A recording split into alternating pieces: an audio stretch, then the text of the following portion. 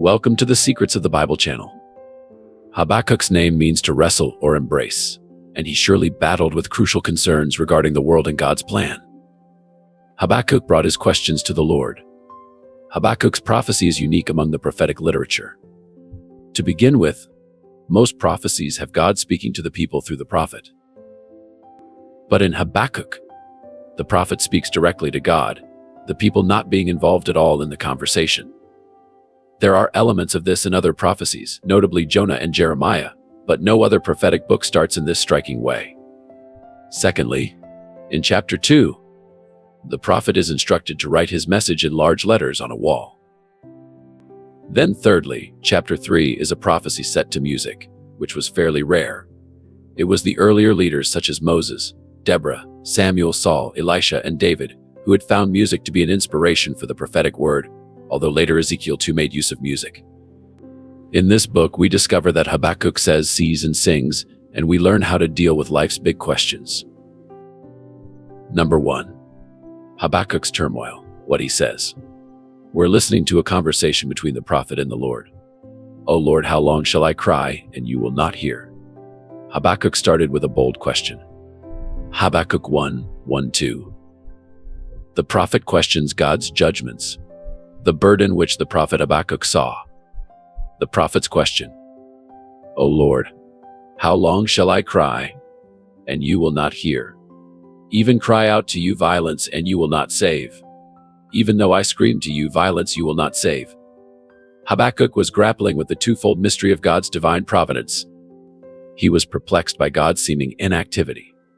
People were sinning, and God appeared to be doing nothing to stop it. Habakkuk 1:3-4. Why do you show me iniquity and cause me to see trouble? For plundering and violence are before me. There is strife and contention arises. Therefore the law is powerless, and justice never goes forth, for the wicked surround the righteous. Therefore perverse judgment proceeds. Then he described Judah's transgressions and lamented the fact that wicked people seemed to have the upper hand. Justice was a hoax.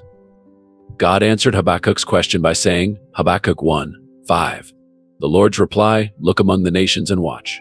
Be utterly astounded, for I will work a work in your days which you would not believe, though it were told you. Keep a watchful eye on the nations. Habakkuk, for indeed I am raising up the Chaldeans, a bitter and hasty nation which marches through the breadth of the earth, to possess dwelling places that are not theirs. They are terrible and dreadful. Their judgment and their dignity proceed from themselves.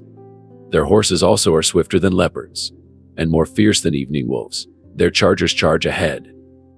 Their cavalry comes from afar. They fly as the eagle that hastens to eat. They all come for violence. Their faces are set like the east wind. They gather captives like sand. They scoff at kings, and princes are scorned by them. They deride every stronghold, for they heap up earth and mounds and seize it. Then his mind changes and he transgresses. He commits offense, ascribing this power to his God.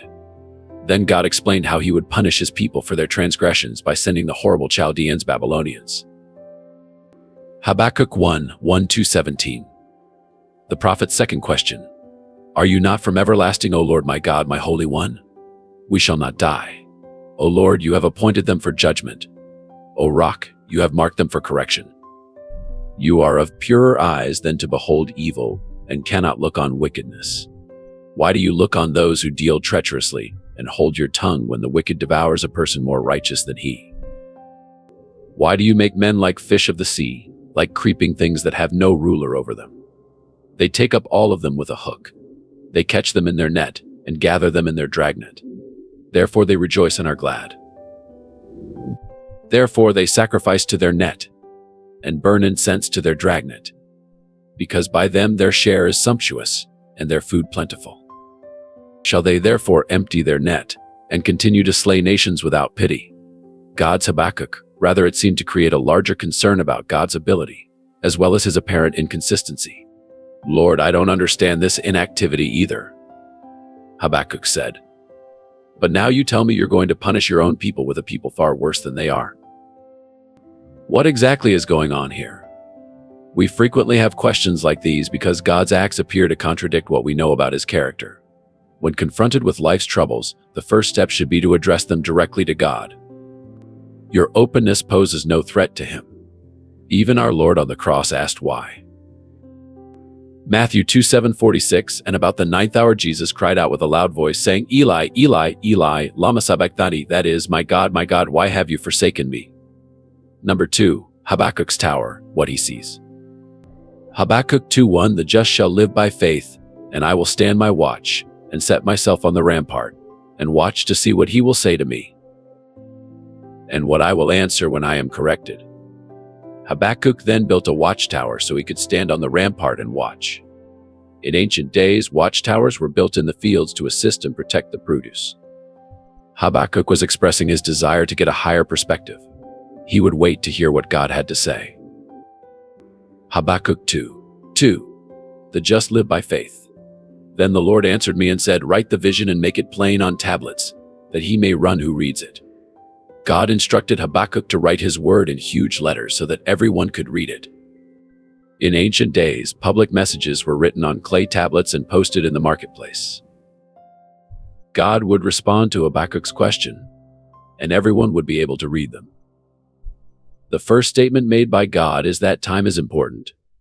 Habakkuk 2:3, for the vision is yet for an appointed time, but at the end it will speak, and it will not lie. Though it tarries, wait for it. Because it will surely come, it will not tarry.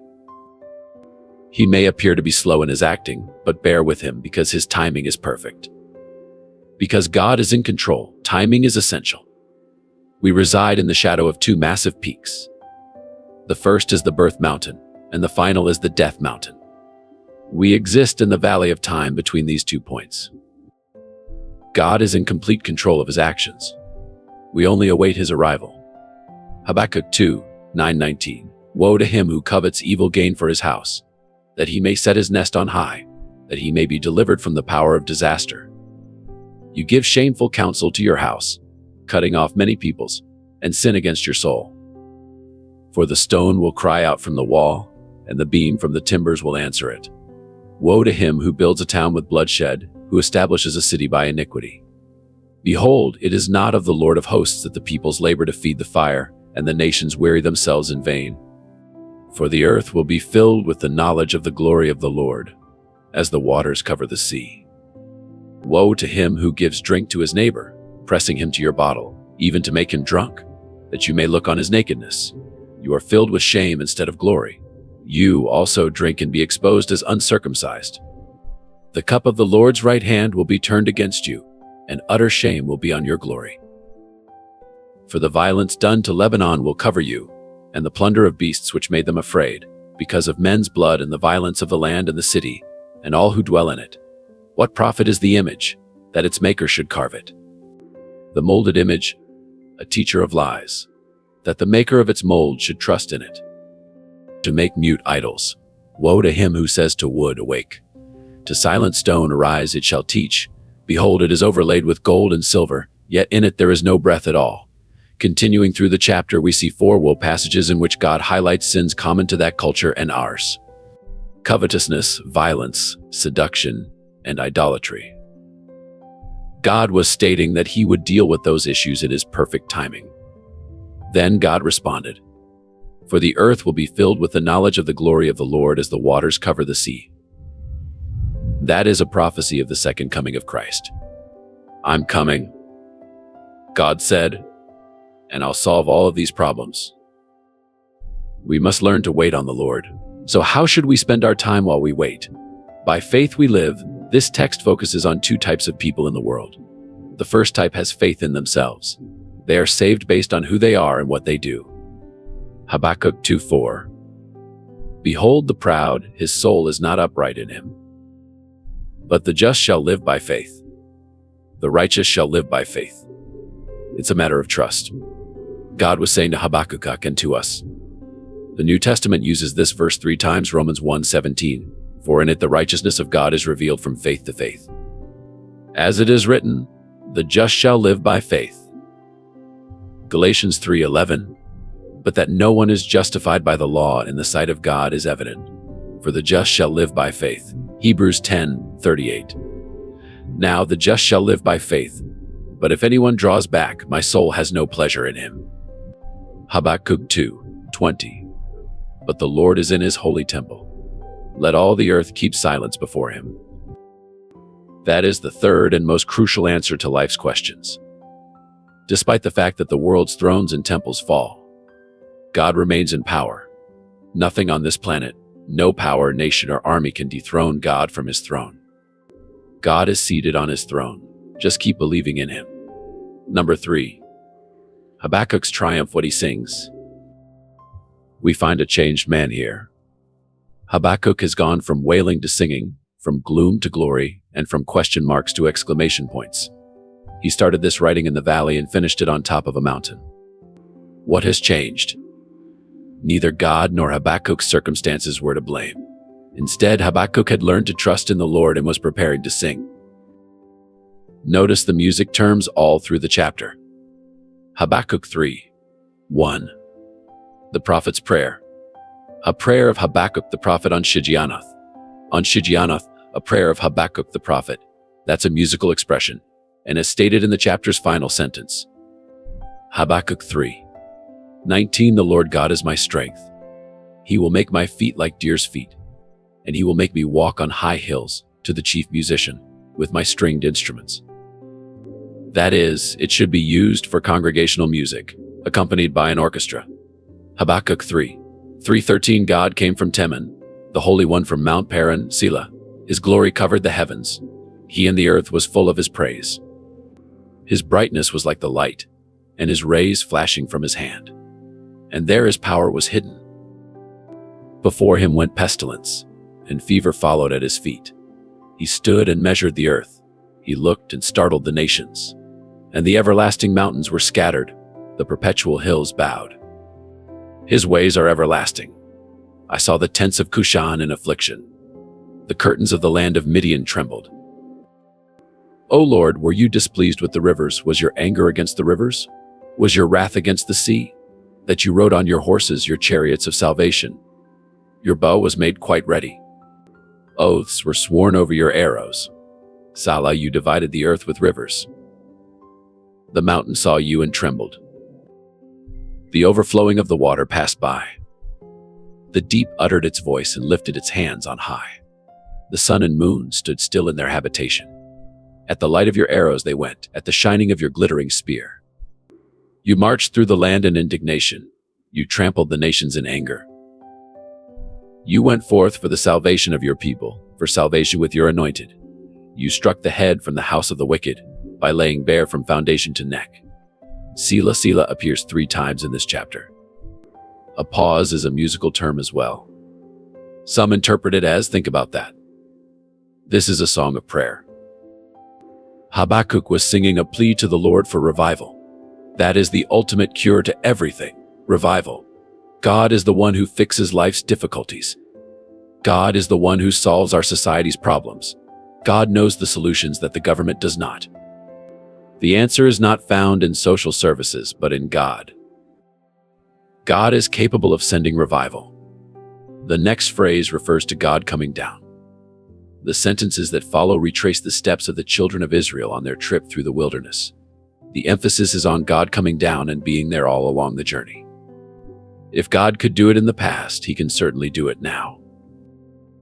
God has not changed or diminished in strength. We should be asking God to come down and bring revival to America. Habakkuk 3:17-18. A hymn of faith.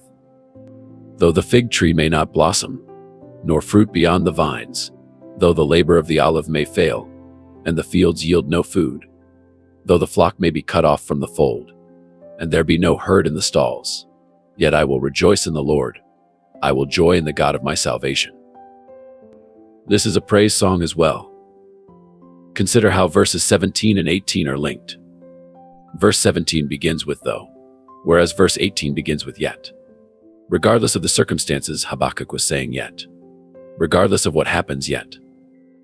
Yet, I will rejoice in the Lord and the God of my salvation. That is the fourth response to the unresolved problems of life. Keep joyful in the Lord in all circumstances. Habakkuk then concluded by saying that God was his strength. Habakkuk didn't have all the answers, but he put his faith in his powerful God who did. God appointed Habakkuk, a contemporary of Jeremiah and Ezekiel, to lead in tumultuous times. His name means to embrace, and he earned it by wrestling with God at the beginning of his book and attaining intimate closeness with God by the end. Leadership with no easy answers could have been the title of Habakkuk's book. This prophet pondered why God permitted the people of Judah to continue in their immoral and evil ways. He cried out to God, but had no response at first. God seems far too tolerant for Habakkuk's tastes. Finally, God revealed to him his plan to correct the problem by bringing up Babylon to plunder and capture Judah in war. Habakkuk was now in a new situation. Would God really employ a nation even more evil than Judah to correct Judah? This seemed preposterous to him, so he presented God with an integrity check. Do you really know what you are doing here? When God answered his question, he learned to trust, and ended the book with a beautiful psalm of faith. Habakkuk teaches us to be praying leaders. The entire book is a dialogue between God and him, and it is the only book in the Bible that is put out in this manner. As a prophet, Habakkuk had to feed the people and guide the people and guide the people, but first he had to intercede for the people. Far too often, those of us in positions of leadership are doers who lose sight of this critical duty. In the New Testament, Peter stated that he would devote himself to two things: the Word of God and prayer. This is the first task of a spiritual leader. Habakkuk also tells us that it is permissible to challenge God. We should have such a close relationship with God that we can freely communicate our questions, worries, or bewilderment about God's methods. When we don't know what to do, we should turn to God for guidance. Habakkuk posed precise and specific queries. Leaders must be confident enough to confess they don't know everything and seek guidance from God. Finally, the most important leadership value we can learn from Habakkuk is trust. He knew he wasn't in control any more than we are today. He waited for God. When God finally spoke, Habakkuk had to trust him because he didn't understand. In essence, his final psalm says, although I don't understand what's going on, and nothing is going the way I want it to, I'll still rejoice and trust God's wisdom. Habakkuk must learn to follow God as the leader. In the beginning, the Lord remains silent and teaches his leader to wait. He eventually replies to Habakkuk's criticism in an unexpected way and teaches his leader to trust. He later demonstrates his supreme sovereignty over all things and encourages his leader to rejoice regardless of the circumstances. The way God treats Habakkuk elevates him to a whole new level of leadership. May God do the same for each of us.